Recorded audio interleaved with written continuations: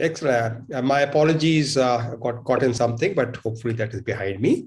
So I bring you greetings from India, and I want like to thank the organizers, Dr. Sam, Dr. Chen, and many of the colleagues in Taipei for allowing me to share my thoughts dealing with COVID as far as India is concerned, and specifically regarding cancers. So could I please request permission to share my screen? Great. Is this visible? Yes, yes. Excellent, excellent. So this is, I'm talking about the impact of COVID-19 on cancer screening. As far as India is concerned, as we all know, India was one of the worst countries. Maybe number-wise, it is probably after US. And in number of deaths, we were relatively fairly bad earlier this year in the month of May. And now things hopefully under control, and we'll keep it being under control as we go along. So when you talk about the COVID-19 position, as of yesterday, we had basically active cases of 137,000. Total cases, of course, were little more than 350,000, of which 462,000 were the deaths. And we've had more than 100,000 vaccinations, as well as this is the testing status. Now, when we talk about the broad principles of cancer screening, in the pandemic, we had problems related to access to care. We had delayed routine care. Of course, people coming for diagnosis at the late stages, as well as delayed and modified treatment in which patients had to get their surgery postponed, less intense chemotherapy, oral instead of basically injectable. And of course, sometimes patient had to go for non-standard of care. So these are the various issues that we faced as far as the general cases. I'm sure that is the same story all over the world, and this is from the CDC and the American Cancer Society website. So when we talked about specifically decrease in number of patients during the pandemic, I will not take you through all these figures. When we compare, say, March to May 2019 to 2020, there was a percentage decline of more than half as far as the new patient registration in the cancer setup was concerned.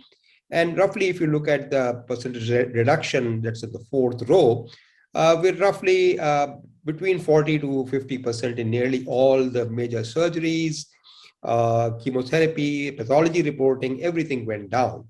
And the same story was released in April to May when we compared 19 and 20. And then when we talk about what was the reduction in oncology services, this is from the Tata Memorial Hospital in Bombay, comparing 20 and 29, nearly all the figures were practically 50%. Impact of COVID as far as the cancer patients in India was concerned, likely to be pronounced in cancer survivors, especially in all resource setting countries, including our countries in South Asia. The poor economic stability and lack of access to healthcare. We have problems with caring for ill family members, especially as we know in our countries, it is the family members, the extended family who do give a lot of care to the individuals. Because of fear of COVID, the family members were not very comfortable in giving the same kind of home care. And that also gave rise to psychological pressures on these patients. Of course, there was inability to receive services and increase the risk of other medical conditions. So people were more scared of the COVID than going for an early diagnosis or reaching the appropriate caregiver on the appropriate time. Then, of course, because of the lockdowns, we had two of them, major ones in 19 and one again in 20. Accessibility to hospitals was a problem because transport wasn't available, taxis were not running, especially the underprivileged, especially from rural areas and the low income group people. They were really much more at risk, and that caused a major backlog as far as patients are concerned for these individuals. So they were reaching, first of all, they were scared, then they were reaching late, and then at the same time, when they were reaching, they were the staging had actually gone up. Next, we talk about the collapse of healthcare system, because all our facilities were actually focused on COVID, the other NCDs and even other infectious diseases, including tuberculosis and malaria, were neglected. So with the healthcare infrastructure, which is as it is on the brink, really showed a major challenges. There were serious disruptions in the supply chain. There was fear among patients and healthcare workers due to COVID, and they were more worried about the COVID than talking about chronic diseases. At the same time, they could not reach the hospital, they were afraid, and also they were finding it very difficult to actually make sure that they reach the appropriate facility at the right time. Specifically, when we talk about healthcare practitioners, there was a problem in the sense unique work conditions and responsibilities that they could shoulder. There was a lot of psychological stress as well as physical problems as well while we were actually going to deal with cancer. Individuals were unhappy about wearing the PPE kits and fear of getting exposed to basically the SARS virus at work caused additional stress as far as the individuals were concerned.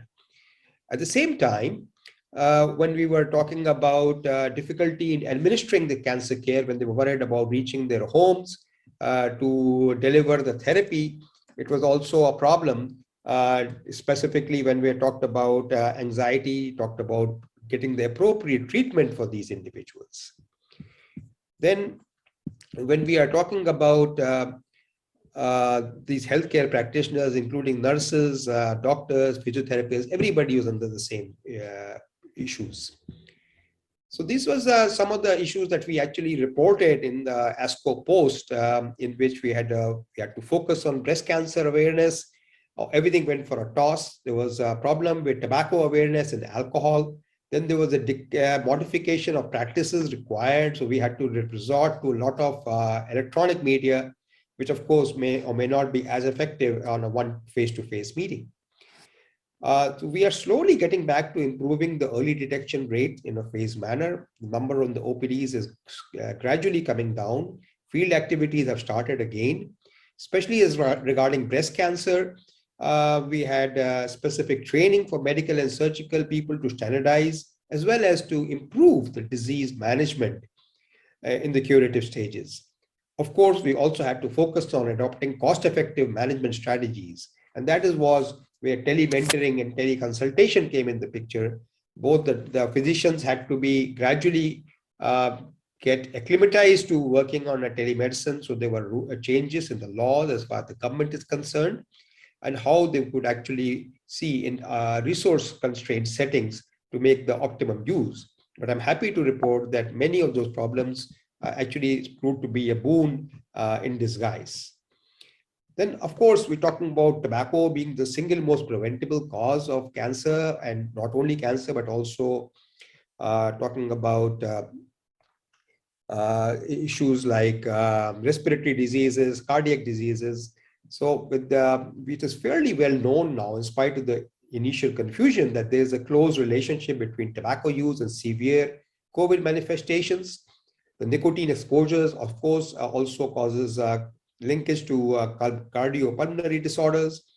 And for those individuals who are having tobacco, already having a lung which were compromised, such COVID-19 was more severe.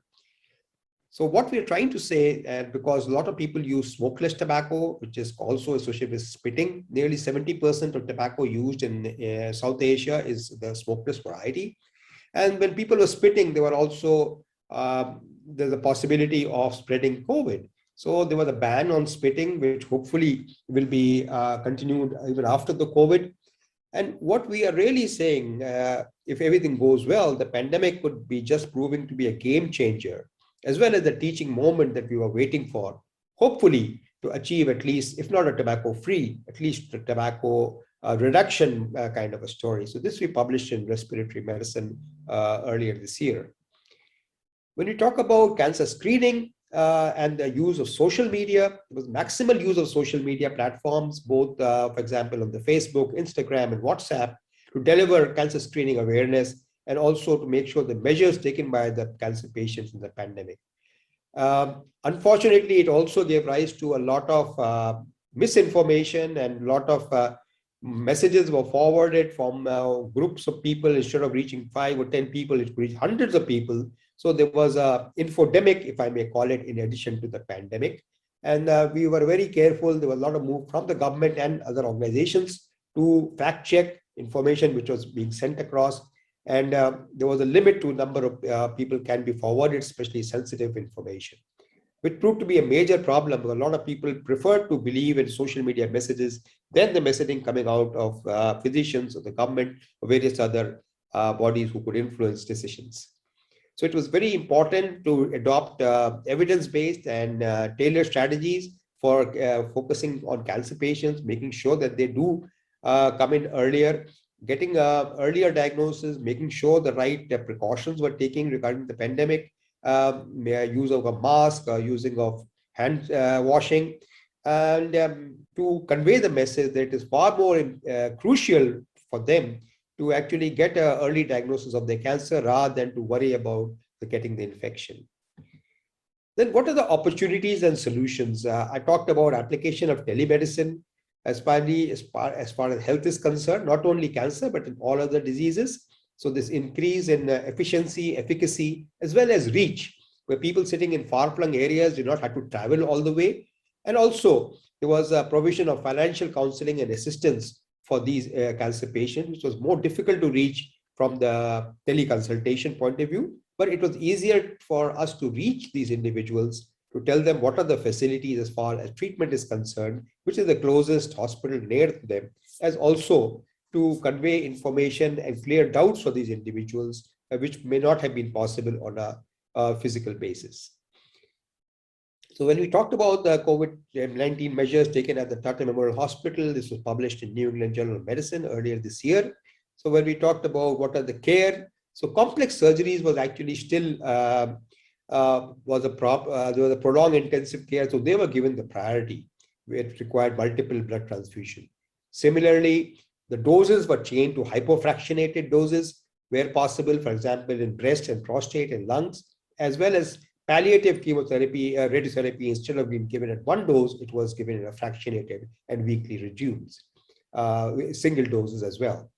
There was reduced use of myelosuppressive systemic therapy because of immunosuppression, and deferral was magnitude was the benefit was marginal. So if we did not decide it'll be a very major change, those therapies were actually deferred.